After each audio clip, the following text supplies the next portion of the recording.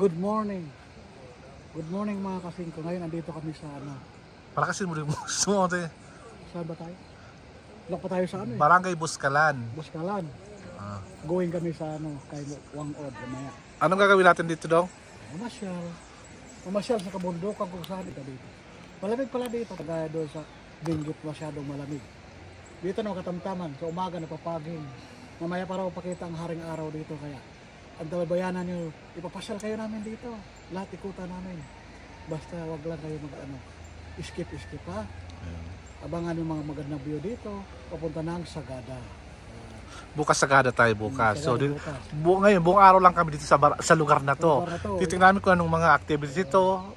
Kasi alam kong magkapatato ka ba? Kasi may patato daw dyan eh. Patato daw pwede. Titingnan natin kung ano mangyari. Basta abangan na lang. Basta di ka mauna. Basta lang mauna. Kasi masakit kayo tato yung ano. Yung sa kalamansi. Kasi tinik. Balita ko daw yung nagkakapato, nagkakasakit daw.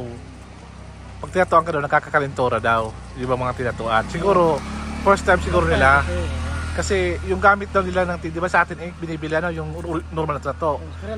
Yung uling yung kwado ng uling, yung talaga natural na pagtato na yung ginagawa lang nila. Yung sa uling daw yung ang uling na nilulusaw nila. O nilulusaw na sa kwado sa puwet daw ng pag nagluluto ka doon kinukuha daw. Yun ang kinakaskas yung nilulusaw nila tapos lagyan nila ng asin, mantika ata.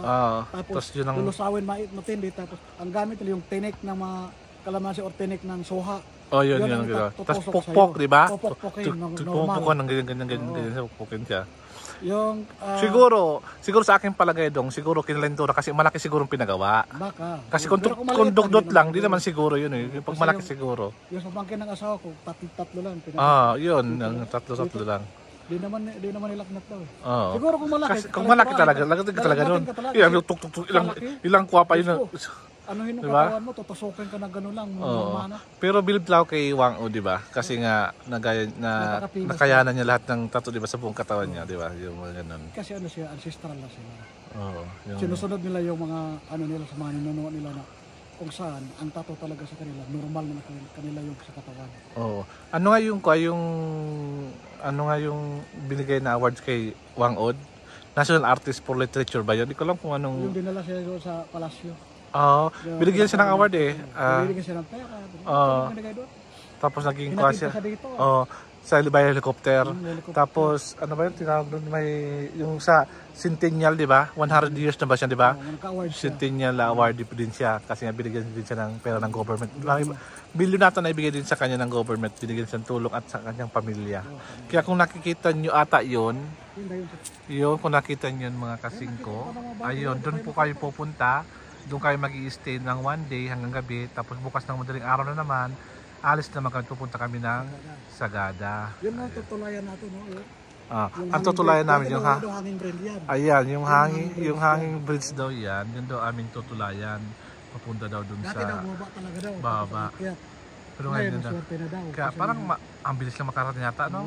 Madali lang yan, diba? Dadaan mo lang yan, Pero kala mo napaka lapit lang, pero malayo din yan daw, malayo din yan. Lalakarin mo rin yan. Lalakad ka, akyat ka. Ikatsali sa sarili mo kung marunong ka ba umakit. Unless meron tayong cable car dito.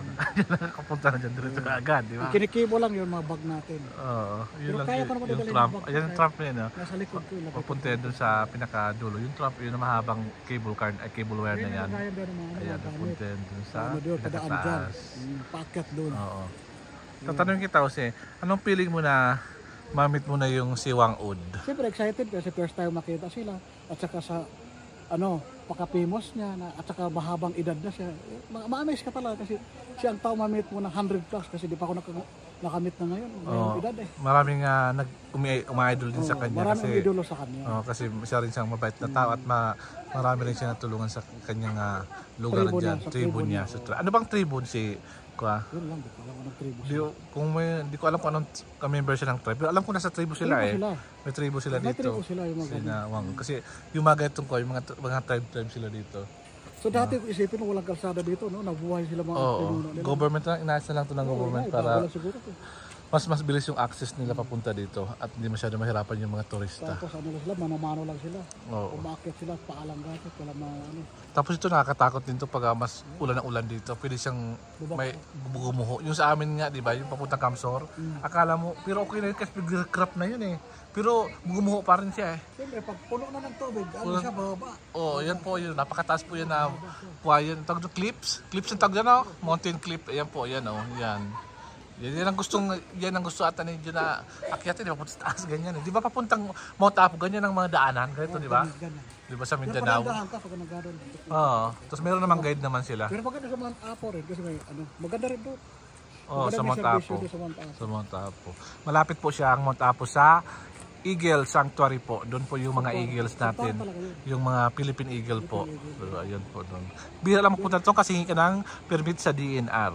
Ayan. Lahat doon magpaalam. Mapaalam ka. Wala ka gagalawin doon. Oo. Nakita mo doon mga national. Dito national ano nila. Una makita natin doon si Wangod, national artist nila dito. Oo. Yung pinaka-pim nung kaya dinadayo yung lugar na to.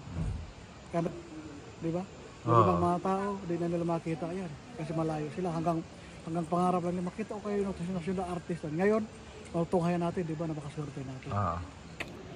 So balikan namin kayo mamaya uli kasi naka 6 minutes na kami, 6 minutes more para pakita naman natin yung pagtato ni Wangod, yung lakaran papunta din sa yung pagtulay sa natin bridge. mamaya sa hangin. Oo. So balikan namin kayo mamaya mga kasingko. Malami.